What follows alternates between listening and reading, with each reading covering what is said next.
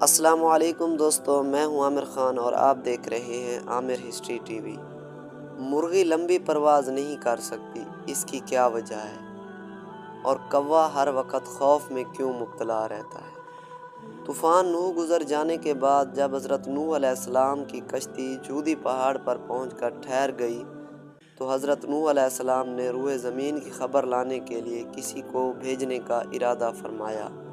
تو سب سے پہلے مرغی نے کہا، میں روئے زمین کی خبر لاؤں گی۔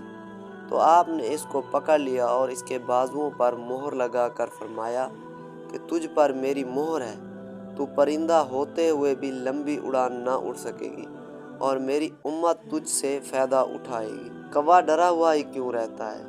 اسی طرح جب حضرت نوح علیہ السلام نے زمین کی خبر لانے کے لیے کوے کو بھیجا تو وہ ایک مردار کو دیکھ کر اس پر گر پڑا اور واپس نہیں آیا، تو آپ نے اس پر لعنت فرما دی اور اس کے لیے بد دعا فرما دی کہ وہ ہمیشہ خوف میں مبتلا رہے۔